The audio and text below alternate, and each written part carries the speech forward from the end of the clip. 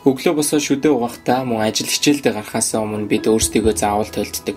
Тэгвэл бидний зайлшгүй хэрэгцээ болсон энэ тавилгыг нэг зохион бүтээгч илүү ухаалаг болгож чаджээ. Том Крузийн 2002 онд тоглосон Minority Report кинонд ухаалаг дэлгэцтэй харьцаж буй дүрс гардаг. Microsoft болон автомашин үйлдвэрлэгч Toyota компаниуд ч гэсэн ирээдүйд ухаалаг шилний дэлгэц суйрлуулах талаар танилцуулдаг. Гэхдээ яг өнөөдөр бидний хэрэгэлдэг ухаалаг утас эсвэл iPad гэх мэтийн таблетчийг бэлэн бүтээгдэхүүн тун ховор байгаа юм. 2012 онд нээлттэй хийсэн CyberTexture тойлыг зохион бүтээсэн James Lotтой ажил дээр нь очиж бүтээлтэй танилцахад тэрээр энэгүй ухаалаг тойл нь шүдээ угааж байгаа чинь цаг агаар сүүлийн үеийн мэдээлэл болон өнөөдөр хийх ажлын төлөвлөгөөг ч үзүүлж чадна.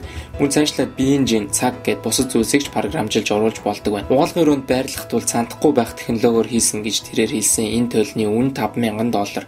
Интернетэд болон Wi-Fi LAN-аар холбогдож болох бөгөөд Хонконг хотын зарим зочд буудлууд аль хэдийн суйрлуулж эхэлсэн байна.